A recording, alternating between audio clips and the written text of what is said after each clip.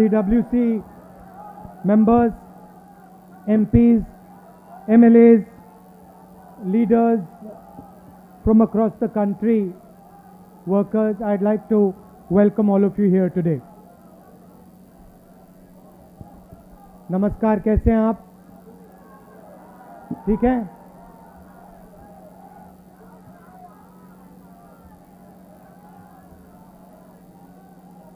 तो मुझे कुछ दिन पहले ईडी ऑफिस में बुलाया गया। अच्छा भैया शांत हो जाएं। कुछ दिन पहले मुझे ईडी ऑफिस में बुलाया गया। छोटा सा कमरा था, 12 फुट बाय 12 फुट मान लो। बीच में मेज थी, कंप्यूटर था, 3 ईडी के ऑफिसर बैठे थे, एक बाहर खड़ा था और मैं उनके साथ कमरे में बैठा। पहले दिन 11 बजे पहुंचा।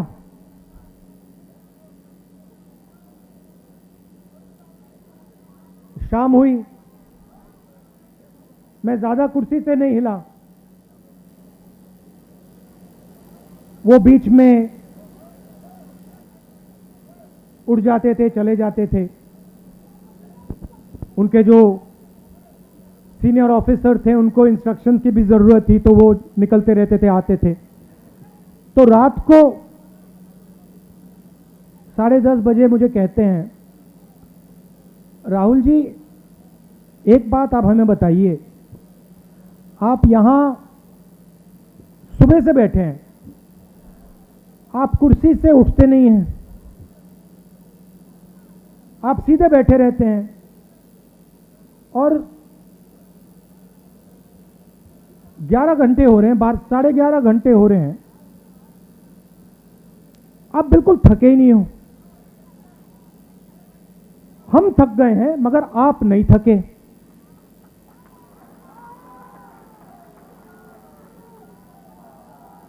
ये उन्होंने पूछा, आपका सीक्रेट क्या है?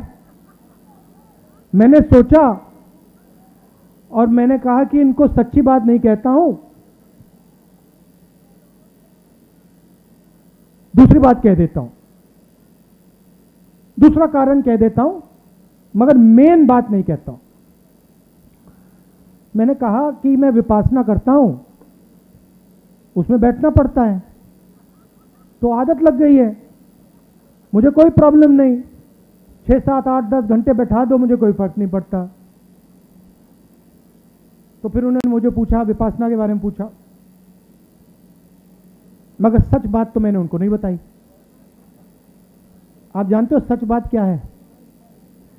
सच बात यह है कि उस कमरे में राहुल गांधी अकेला नहीं बैठा था। उस कमरे में राहुल गांधी के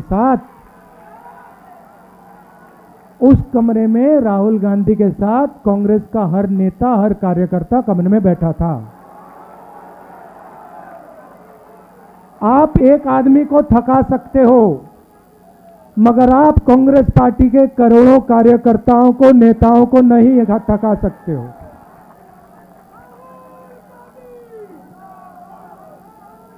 और सिर्फ कांग्रेस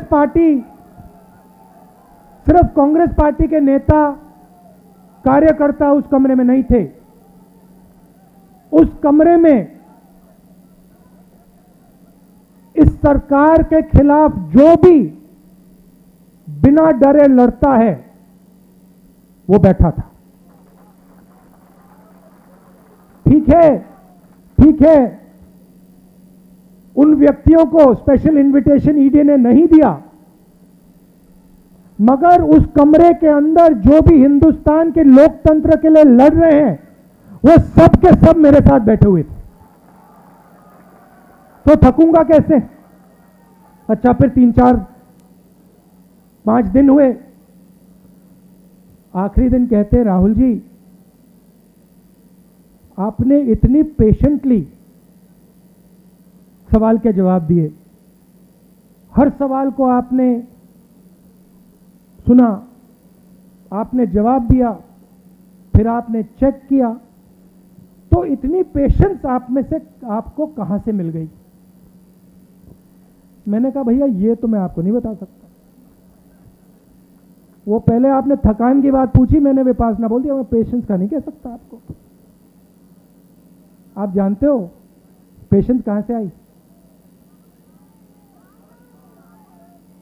कह देना था कांग्रेस पार्टी में 2004 से काम कर रहा हूं। पेशेंस नहीं आएगी तो क्या आएगी?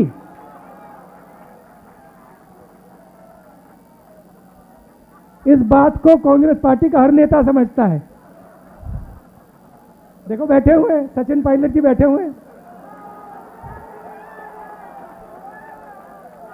सब बैठे हुए हैं, मैं बैठा हूं। तो ये जो हमारी पार्टी है, संगठन है, सिद्धरमैया जी भी बैठे हुए हैं, रणदीप, सब बैठे हुए हैं, पेशेंटली बैठे हुए हैं, प्यार से बैठे हुए हैं। तो ये जो हमारी पार्टी है,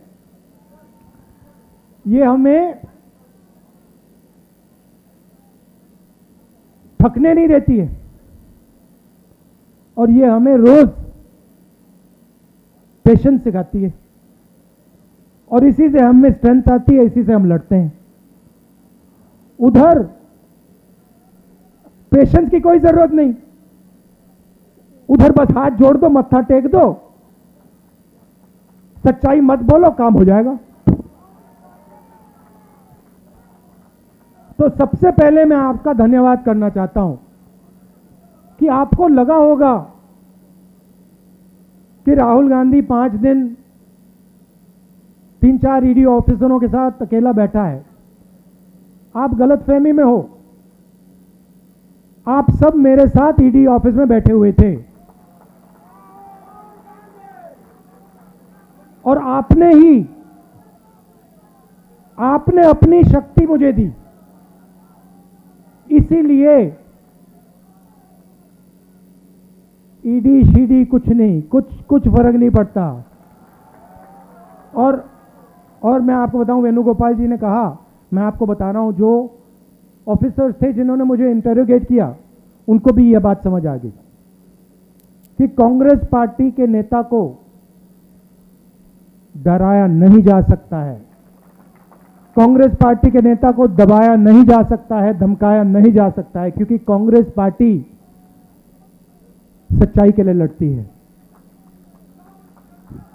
सच्चाई में पेशेंस की कोई कमी नहीं होती, सच्चाई कभी थकती नहीं है। झूठ जरूर थक जाएगा, मगर सच्चाई कभी नहीं थकती, सच्चाई में पेशेंस की कोई कमी नहीं हो सकती। तो मैं आपको दिल से धन्यवाद करना चाहता हूं। मगर मेरा जो मामला है, ये छोटा सा मामला है, मैं आपको बताऊं तो ये जरूरी भी नहीं है। आज सबसे जरूरी बात हिंदुस्तान में रोजगार की है। नरेंद्र मोदी की सरकार ने जो इस देश की रीढ़ की हड्डी है,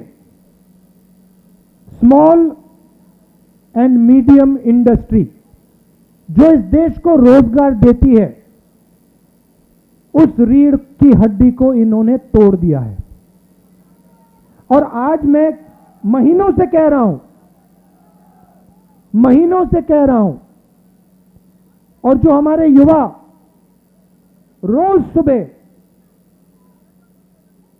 हर रोज सुबह दौड़ते हैं, आर्मी में, नेवी में, एयरफोर्स में, फोर्सेस में भर्ती होने के लिए दौड़ते हैं, उनसे मैं कह रहा हूं कि हिंदुस्तान के प्रधानमंत्री ने इस देश की रीढ़ की हड्डी को तोड़ दिया है और यह देश अपने युवाओं को अब रोजगार नहीं दे पाएगा। चाहे सरकार कुछ भी कर ले, यह देश अब अपने युवाओं को रोजगार नहीं दे पाएगा। 2-3 बड़े उद्योगपतियों को नरेंद्र मोदी जी ने देश पकड़ा दिया है। ये 2-3 उद्योगपति देश को रोजगार नहीं दिलवा सकते हैं। और अब जो आखिरी रास्ता था, युवाओं के लिए जो आखिरी रास्ता था देशभक्ति का, आर्मी का, फोर्सेस का, उस रास्ते को इन लोगों ने बंद कर दिया है।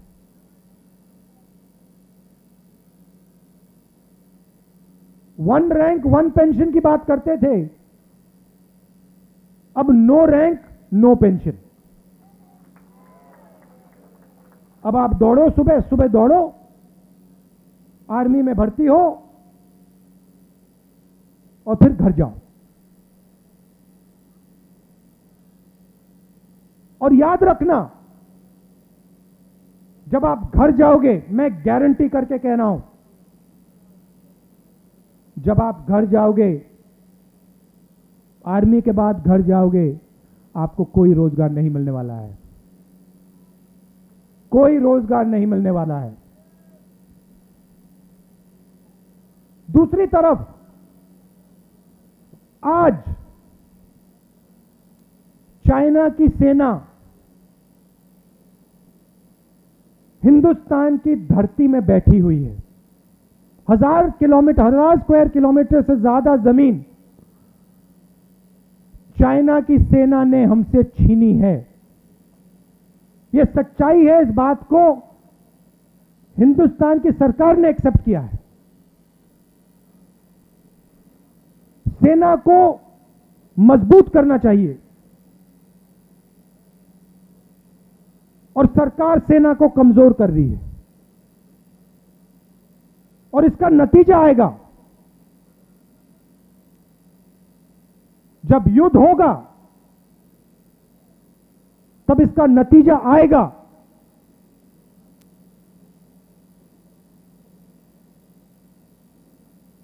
और मैं, याद रखिए जो बात बोल रहा हूं, जब युद्ध आएगा, हमारी जो आर्मी है उसको कमजोर कर रहे हैं ये लोग।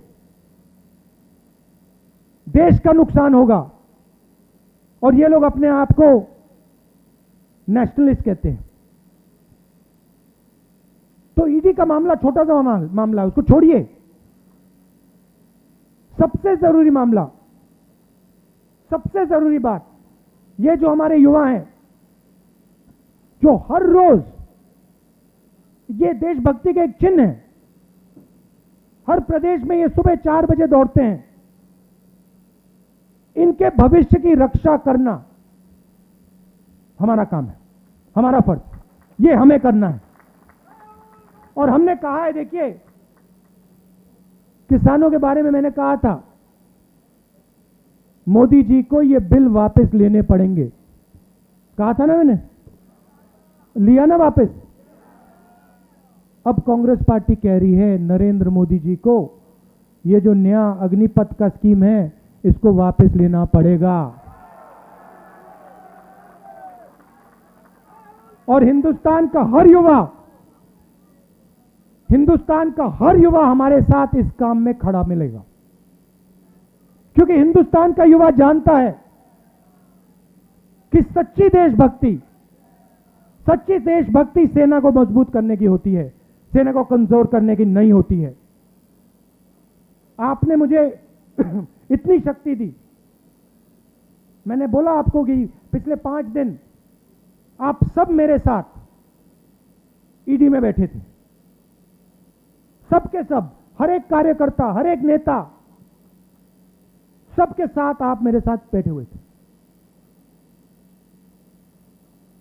आपने मेरी मदद की, आपने मुझे अपना प्यार दिया, इसके लिए मैं आपको दिल से धन्यवाद करना चाहता हूं। और एक साथ मिलकर ये जो नया धोखा किया है नरेंद्र मोदी जी ने सेना के साथ, देश के साथ, इसको हम रद्द करवाएंगे। आप सबका फिर से बहुत बहुत धन्यवाद। नमस्कार।